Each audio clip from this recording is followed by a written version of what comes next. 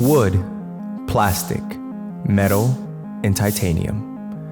Every era of yo-yoing has pushed the limits of what this toy can be. But now, standing here, I can't help but wonder, is this the next step in the yo-yo evolution? A yo-yo made not by a factory machine, but by a printer? But let's take a deep look at what I have here, because this might be the very next step in the yo-yo evolution chain that we've all been waiting for.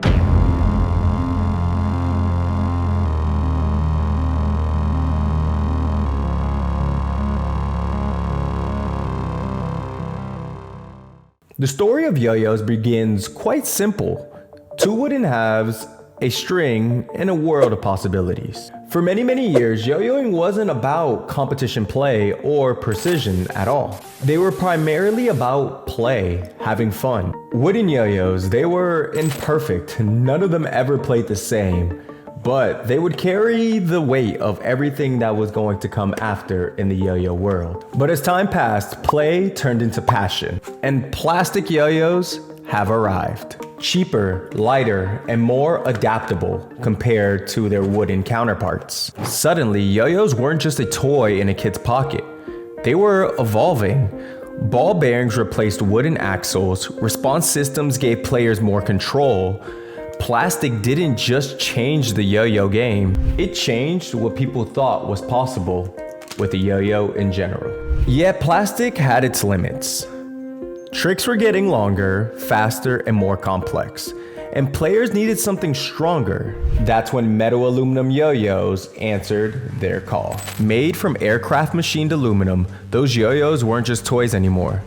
They were precision instruments, heavier, wider, more stable. The modern yo-yo scene evolved from that moment forward. Competitions, world records, entry styles of play, so many different things changed in the yo-yo scene with the leap from plastic to metal. And then came titanium yo-yos. Not because the yo-yo scene needed it, but companies wanted to see how far they can actually push yo-yoing in general. We've used up all the resources of plastic, wood, and aluminum. We've even mixed them together between plastic and aluminum. But what was the next step? Titanium was that answer. Titanium yo-yos were seen like a luxury. They were durable, raw power, but at the same time, they were also quite expensive. It seemed kind of mythical in a sense. It wasn't necessarily an evolution in the practical sense of it. It was more of a flex. You truly didn't need one to be a better player, but people definitely looked at you differently if you had one, primarily because of its price. So where does the story go from here? We went from wood to plastic to aluminum metal to titanium. What other fields haven't we explored in yo-yoing? And I think I have the answer to that question. Maybe it's this. A yo-yo that's not designed in a factory, but designed as a digital file. A 3D printed yo-yo from Hollywood Modern Yo-Yos was given to me not too long ago, and it had me thinking, is this the next evolution of yo-yoing? 3D printed yo-yos? Printed layers by layers until it's real in your hands. 3D printed isn't about perfection, it's about personality. It gives anyone the power to create, to equip, to shape the future of yo-yoing from their very own bedroom. But is this the next step in modern yo-yoing?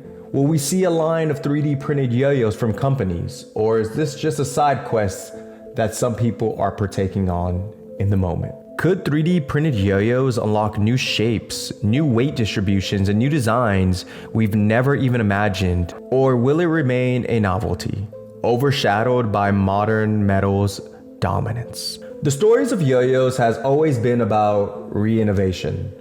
From wood to plastic to metal to titanium to now 3D printed yo-yos. And as we look ahead, the next chapter of yo-yoing is still unwritten. We don't know if 3D printed yo-yos are the newest thing, or maybe there's a fad that will come after it. I do think 3D printed yo-yos have their own space in the yo-yo scene in general. It's a crazy thought to think of.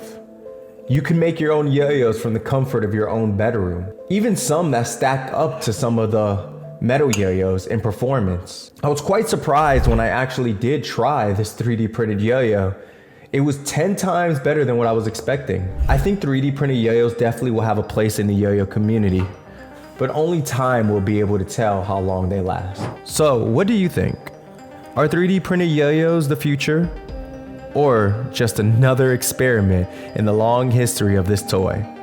Let me know in the comments below, because this might just be the beginning of something internally new. If you haven't already, make sure you like, comment, and subscribe. Follow for more deep dives. Until the next time I ramble on, guys, I am Echo. Peace out.